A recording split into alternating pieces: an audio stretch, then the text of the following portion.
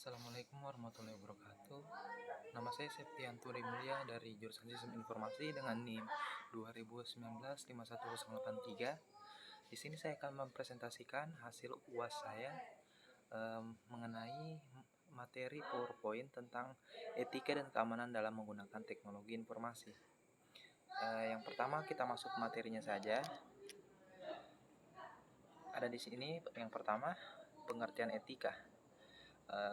Kita jelaskan secara detail, yakni etika itu berasal dari bahasa Yunani yang berasal dari etikos yang berarti timbul dan dari kebiasaan dan juga sesuatu di mana dan bagaimana cabang utama filsafat yang mempelajari nilai yang menjadi studi mengenai standar dan juga penilaian moral. Etika juga mencakup analisis, penerapan konsep seperti yang benar, salah, baik, buruk, dan juga tanggung jawab kita dalam kehidupan sehari-hari. Masuk di klasifikasi etika, yang pertama klasifikasi etika deskriptif. Etika deskriptif yakni etika yang menerapkan apa adanya tanpa memberikan penilaian terhadap objek yang diamati. Yang kedua, ada etika normatif. Etika normatif yakni etika yang mengemukakan suatu penilaian yang mana di dalam penilaian tersebut terdapat suatu perilaku yang baik dan buruk, dan begitu pula sebaiknya yang dilakukan oleh manusia-manusia. Selanjutnya ada etika individual. Etika individual yakni etika yang objeknya seperti kita, yakni manusia sebagai individual yang berkaitan dengan makna dan tujuan hidup masing-masing. Selanjutnya di sini ada etika sosial, yakni etika yang membicarakan tentang tingkah laku manusia sebagai makhluk sosial dan juga hubungan interaksinya dengan manusia lain, baik dalam lingkup kecilnya maupun lingkup keluarga hingga masyarakat dan bernegara. Kita lanjut di materi yang selanjutnya, yakni etika dalam sistem informasi. Etika dalam sistem informasi dibahas pertama kali oleh Richard Mason pada tahun 1986 yang mencakup papa dengan penjelasan yang pertama menyerupai privasi. Apa yang dimaksud dengan privasi dan juga akurasi, properti hingga akses. Yang pertama, privasi. Privasi merupakan hak individu untuk mempertahankan informasi pribadi dari pengaksesan oleh orang lain. Maksudnya, privasi itu berupa sebuah rahasia diri kita sendiri yang tidak boleh ditahu oleh orang lain. Bisa saja kita masuk dengan contohnya menggunakan informasi customer untuk memasarkan layanan bisnis tambahan dari berbagai sumber.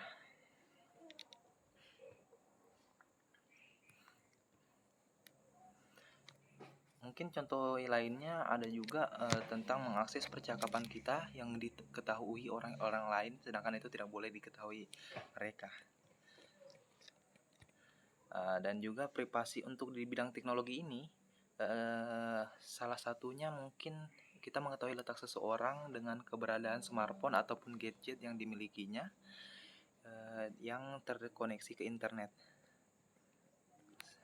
Selanjutnya yang kedua, yakni akurasi, yakni merupakan sebuah faktor yang harus dipenuhi oleh sebuah sistem informasi.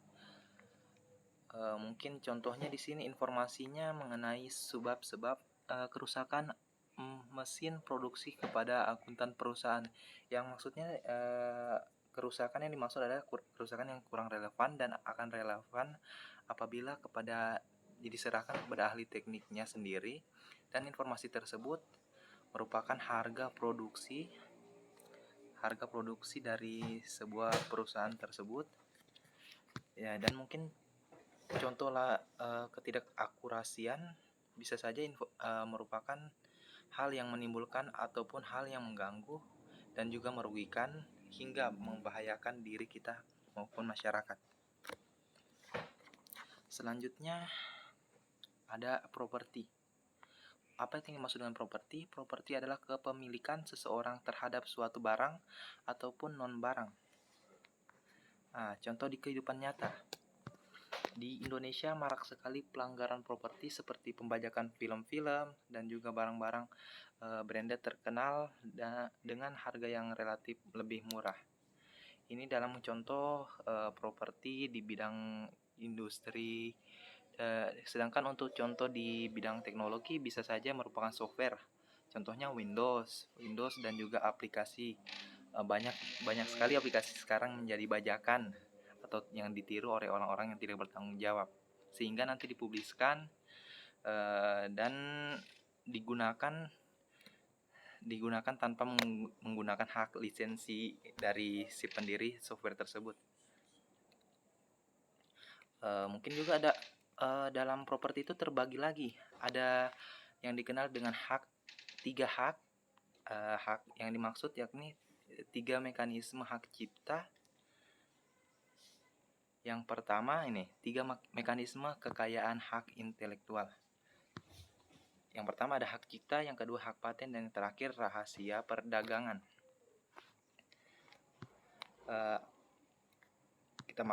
Apa yang dimaksud dengan hak cipta? Hak cipta adalah hak yang dijamin oleh kekuatan hukum yang melarang menduplikasikan kekayaan intelektualnya tanpa seizin pemegangnya. Maksudnya suatu hak cipta itu sudah dipatenkan secara resmi dan mempunyai izin tertentu. Bisa saja, umpamanya contohnya sebuah ilustrasi, foto, film, dan juga seperti software perangkat lunak. Yang kedua ada paten. Paten merupakan bentuk perlindungan terhadap kekayaan intelektual, yang mana kekayaan ini yang sulit didapat dan diberikan sebuah penemuan-penemuan yang sangat inovatif yang berguna nantinya.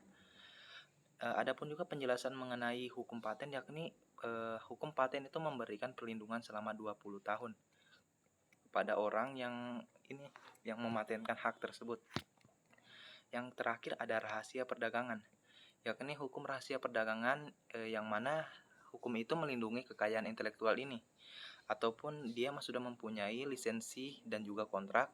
Sedangkan pada lisensi perangkat lunak ada juga merupakan hak atau lisensi yang sudah dipatenkan, yang dimana nanti berisi tentang penandatanganan kontrak dan juga lisensi software tersebut yang diberikan dari perusahaan tersebut. Selanjutnya yang terakhir ini ada akses. Apa sih akses? Kita masuk. Akses yakni fokus dari masalah akses adalah penyediaan adalah penyediaan yang mana akses untuk semua kalangan. Dengan maksud mungkin saja seperti ini. Hal ini menyangkut masalah keamanan dan akses yang tidak bisa diakses sembarang orang. Salah satu alasannya mungkin menegakkan etika di IT karena relatif barunya di bidang IT ini, dan tidak semua orang itu bisa mengakses ini. Misalnya usia-usia tertentu saja yang bisa mengakses di bidang IT ini. Dan juga di dalam IT ini terdapat beberapa aturan ataupun juga larangan-larangan dan juga pelanggaran-pelanggaran yang dibuat dalam hukum etika profesi. Bisa saja kita mencontohkan, Google, semua orang dapat bebas untuk memperoleh informasi yang dia butuhkan berdasarkan apa yang dia pentingkan atau kepentingan dia sendiri. Mungkin kita lanjut yang selanjutnya. Di sini ada keamanan teknologi informasi.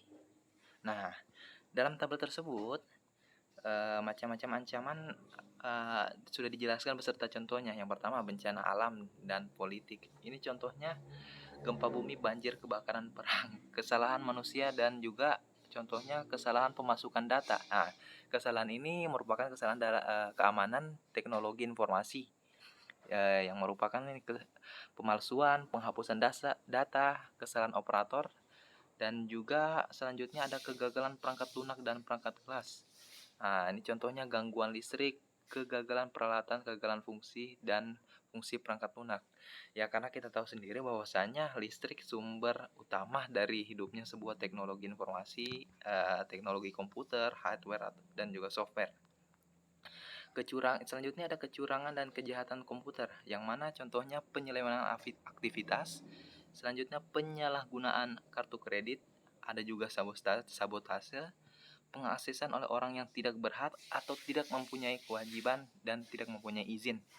Selanjutnya, ada program jahat atau yang usil, yang dimana kalau dalam teknologi itu merupakan sebuah virus. Virus tersebut juga macam-macam, ada ransomware dan lain-lain mungkin. Selanjutnya ada worm, time-borne, dan juga lain-lain. Oke, kita lanjut untuk materi yang selanjutnya. 3 macam teknik yang digunakan untuk hacking.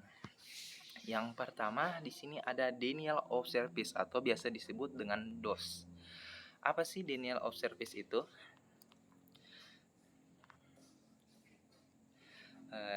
Denial of service atau sebuah teknik hacking yang termasuk canggih dalam sekarang ini, yakni merupakan suatu situs yang dimana situs itu akan dibuat macet dan kemudian dengan mencari kelemahan pada situs tersebut oleh sang hacker, dan sang hacker bisa menyadap isi dari situs tersebut.